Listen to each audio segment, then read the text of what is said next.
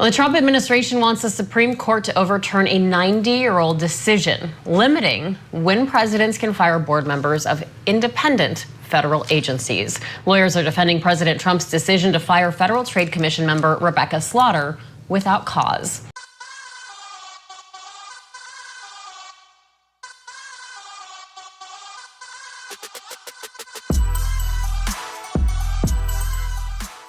Now we start this hour with this question. Can the President of the United States take control of independent federal agencies like the Federal Trade Commission? That is what justices on the high court are thinking about today. So the issue is before the court that the president's firing of former Federal Trade Commissioner Rebecca Slaughter needed to come into question. So Slaughter argues that Congress designed the Federal Trade Commission to be bipartisan in investigating corporate mergers and consumer fraud. Those arguments in court already heating up this morning. Listen in. How about employees? Again, we haven't challenged the restrictions on. I know you haven't challenged it. It's really, the question is, where does this lead? What does it take you to, given what your primary rationale is? Employees are wielding executive power all over the place, and yet we've had civil service laws that give them substantial protection from removal for over a century. How about those? Well, we do not challenge. I know what you don't challenge. You're missing the point. Well, then let me point the court to, if I could, to 7511B, of the civil service laws, the CSRA that we cite in our brief. That is a series of exceptions in it that provides no judicial relief at all to classes of employees, they're called. Now, some of those employees are clearly officers, some aren't, but for example, presidentially appointed officers, Senate-confirmed officials, those who exercise substantial policymaking or have confidential responsibilities, and members of the CIA, for employees of the CIA and the Foreign Service. So there's already been the political branches have in many ways already addressed issues with employees. All right, so just a taste of some of those discussions. Live now to CBS News legal contributor Jessica Levinson. Jessica, good to be with you today. Okay, so break down what we just heard there and then sort of give us a walkthrough of some of the arguments for and against here.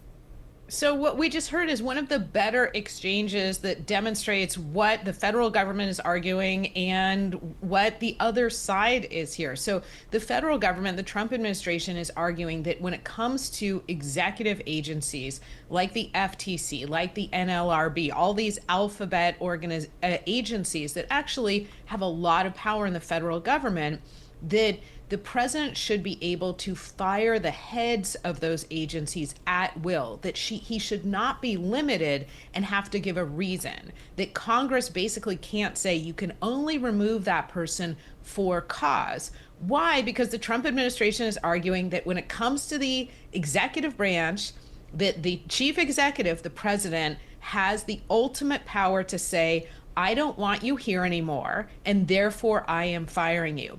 On the other side, what we're hearing a lot of is a lot of details, but basically boils down to actually Congress can create that protection, the idea that some of these agencies should be independent from the whims of a president. And again, this is any president.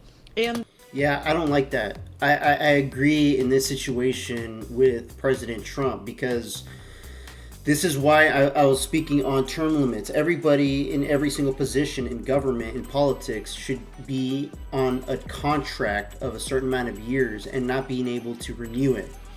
We shouldn't be having these same type of people running this country until they literally croak to death when they're 100 and whatever years old. It's not benefiting the United States as a whole. This country, we need competent people that, have fresh ideas and not consumed by their same tactics every day and their same type of policies, their same implementations, despite what positions they're in. We need people that come in that are young, fresh-minded, coming up with new ideas, getting things passed jointly, across both aisles, and to help make, because with this country evolving and changing in so many ways, whether you're talking about the education system or the military or any aspect of this country is changing. Life is changing, and we have to adapt to it. And in my personal opinion, I feel like a lot of these, politicians, and not to be disrespectful about a lot of them, but when they reach certain age limits, they're out of the generation of what it's like today. So that's why I prefer, and I'm sure many others prefer, that we need a younger generation to help run this country. And then we need to continue doing this, pass it on to the next generation. Because one of these things that correlates is the corruption in our government. And we're having a very difficult time getting rid of it, because a lot of these people that has, spoke out into the, to the networks about, we're going to take corruption out, we're going to get rid of the swamp. That was the biggest thing that Trump was saying years ago. Now he's in power. Now he is the president. Now he's appointed so many other people that are right beside him at the White House. And they have said the same exact thing. But now that they have assumed power, they have now changed what they have said, because they have probably uncovered so many people that have been doing so many wrong things and stealing from the American people. It's just ridiculous. There's no way they would be able to expose it all without literally destroying our entire system of government. So I just, in this particular situation, I agree, President Trump, if he doesn't see that you're suitable for these positions, or for whatever reason, it should be up to the direction of his executive power. That having for-cause protection for the heads of these agencies is something that is within Congress's power. So, Reed, to wrap up, it is this big separation of powers question. Who gets the power, the executive or Congress? Okay, so everything is connected in government. What's at stake here? If President Trump's team sees a win here, how will that affect things in a larger sense? So it depends on who you're listening to a little bit, but what's at stake really is the president's ability to look at the heads of any of these executive agencies, with the caveat of maybe not the Fed, maybe not the Federal Reserve, and say, you're not doing what I want you to do, and therefore here's the door, I'm firing you. And that obviously has big implications for how all of these executive agencies can function, whether or not they think that they can do things that the president doesn't agree with, whether or not they think that would put them in the crosshairs to the extent that the heads of these agencies could be fired.